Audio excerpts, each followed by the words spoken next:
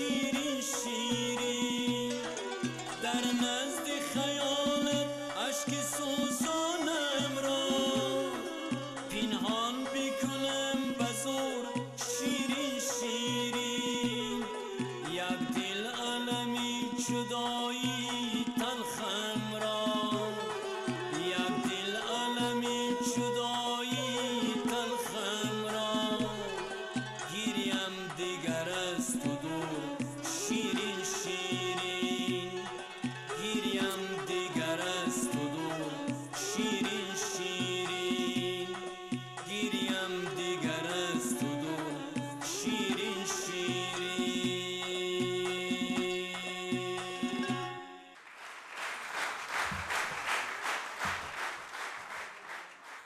دوستان عزیز، معمولا آدمان خردمند، نویسندگان زبردست، شاعران بزرگ با یک جمله یک عالم حقیقت میگویند. من یک وقت مهمان یکی از نویسندگان بزرگ بودم، ابراهیم گلستان. اون که یکی از دوستان نزدیک فروغ فرخزاد بود و وقتی که یک روز در خانه ایشان مهمان شدیم و بیگاه ایشان یک جمله بسیار هم عالی جناب گفتن که من اونم میخواهم به رحمت نظری تقدیم کنم. ایشان گفتند که انسان در یک روزی همصحبتی شناخته نمی شود. خب ما مهمانشان تنها یک روز بودیم، شناخته نمی شود، اما شاعر را از یک شعرش شناخته می شود و واقعا هم درست است. مثل روسی است که برای انسان شناختن یک پود نمک همراه خوری میگوید، بعد انسان هم میشناسه. بنابر همین واقعا این چیز را ما میتوانیم خب در هر شعر رحمت نظری تصدیقش را بیابیم و بزرگان شعر را، شاعران اصیل را از شعرش میشناسند و شعر را هم به واسطه ایجادیات شاعران اصیل میشناسند. و شاعری که یک بار به اون قله بلند رسیده است و یک شعر عالی گفته است، بگذار حتی یک بیت عالی گفته است، و شعر را میشناسد و در شناختن شعر هیچ وقت خطا نمی کند. هیچ وقت خطا نمی کند.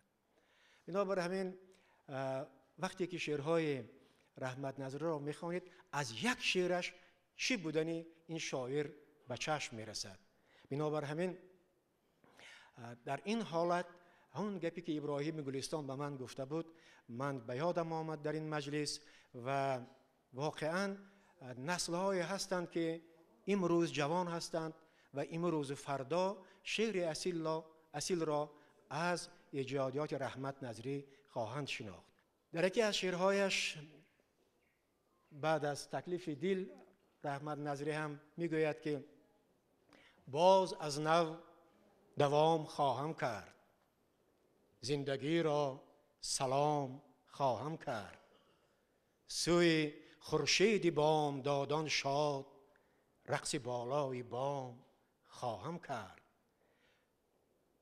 در یک کلمه، در استفاده یک کلمه شاعری بلند رحمت نظری در همین شعر خوب اثبات شده است، در استفاده کلمه سوی.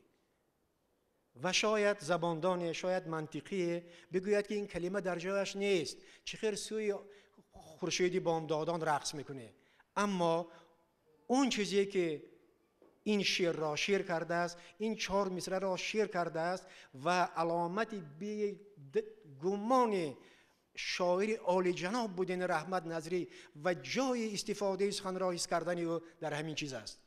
اگر زیر جای همین کلمه میگفت که زیر خورشیدی بامدادان شد، شعر اون نزاکت، اون نفاست، اون تازگی را پیدا نمیکرد. اون معنی که من نمیدانم، اون تابیشه که نمیتوانم چطور ifade کنم، گفته نمیشود. اون تنها باید حس باید کرد که سوی خورشیدی بامدادان شاد، رقص بالای بام خواهم کرد.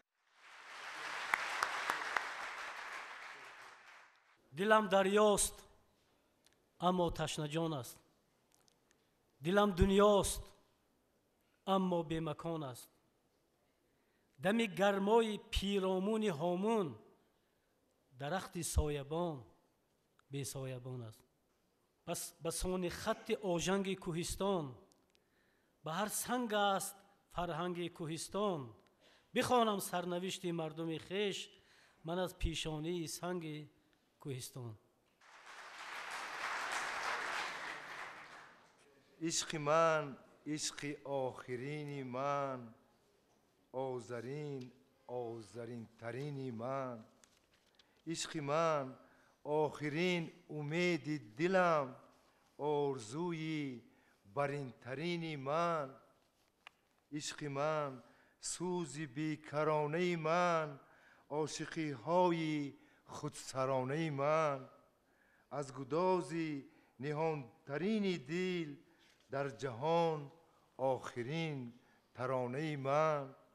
عشق من هستی فراری من، در خزان مستی بهاری من.